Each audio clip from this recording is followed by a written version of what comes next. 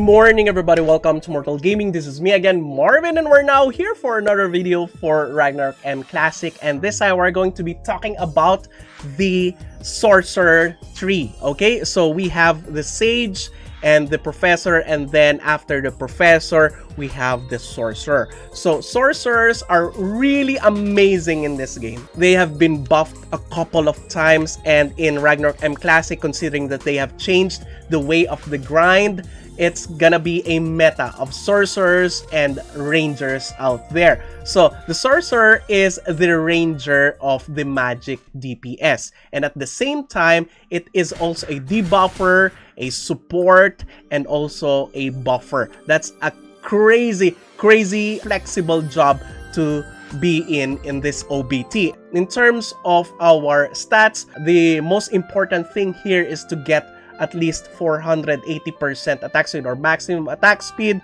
So of course 99 agility is a must, and then the next priority is int and then luck, a little bit of luck. Now let's now go to the skills. For the mage tree, I would suggest a 10 on lightning bolt, 10 on cold bolt, 10 on firebolt, and 10 on increased spiritual recovery. Now for the Sage, of course, we need to have 5 on free cast, 10 on auto spell, 5 on wind field, 5 on energy coat, and 5 on earthquake, 5 on earth field, and a little bit on the upgraded book.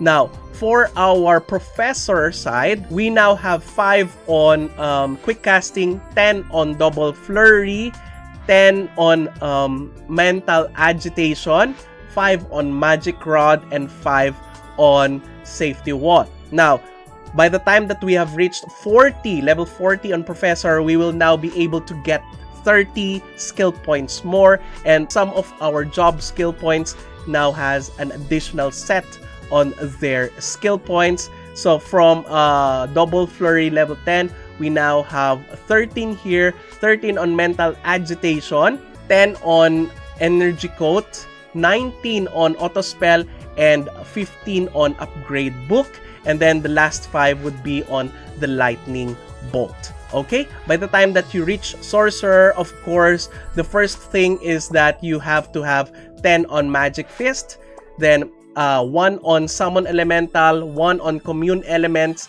and 1 on sharpen weapon, and then that's the time that you level up your summon elemental and commune elements.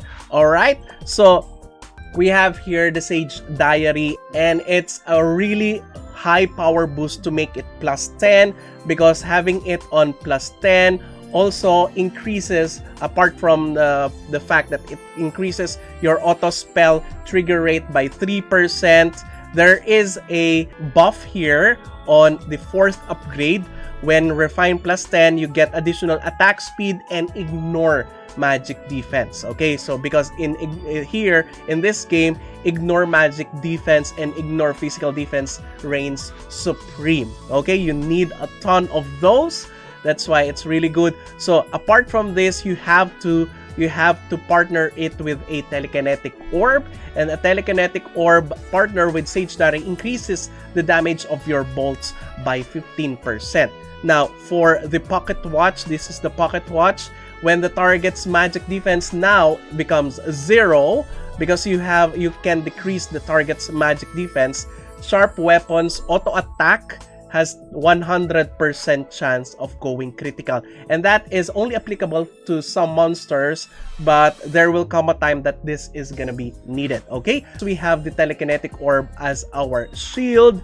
Okay, this one increases your attack speed by 10%, and on 4th upgrade, each refining increases your attack speed by 1%.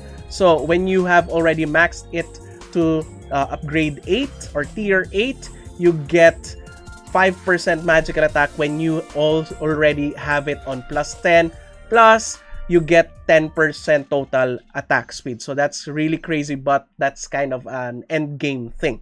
Okay, so what do you use on your gear? We have a must needed gear set here, and that is the Tidal set. Okay, the Tidal set has a chance for your attacks to turn the targets or the monster or the targets, the enemies, armor type into water for 10 seconds. And that chance is 10%. In my opinion, that's sufficient already, considering that you are gonna be bombing your enemy with auto attack, a very fast attack speed auto attack.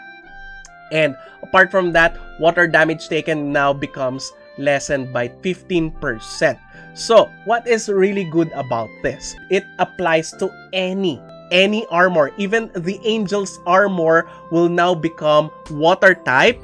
And considering that you can specifically select the bolts that you will be using on your auto spell, look at that, and also on your spell fist or magic fist, that is crazy. So once you have obtained this tier 6 of silk robe and tier 6 of tidal shoes, that is the start of a high damage output from your sage or professor. So now you can get a lot of damage, double damage in fact, on your bolts on the enemy. I love it, but it kind of costs a lot.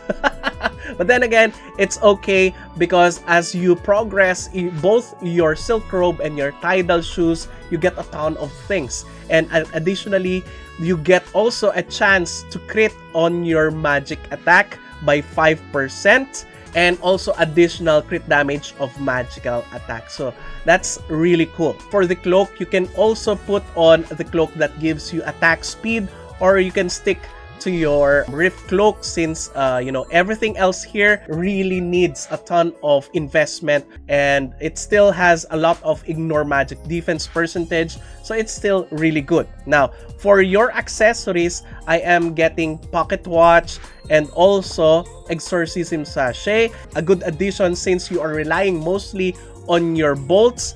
Now the bolts can crit, okay? They can now crit apart from the crit chance that is given by the tidal shoes. This one also increases the spell crit damage and gives it a 150% multiplier, and gives it an extra 1% for each 6 luck. That's why I am adding a couple of luck. Now for the headwears, all of the headwears that are suggested are in the screen right now, okay?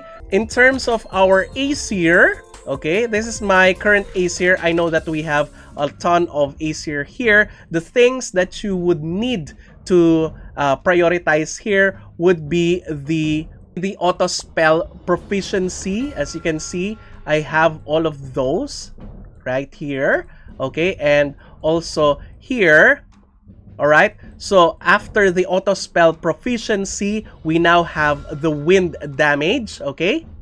And also element concentration, probably the first thing that you would be wanting to put, but they will be part of the path, okay? Now for the cards, it's very important and must be a goal for you to have heal wind on your weapon, because the heal wind increases the damage on your bolts by 25%.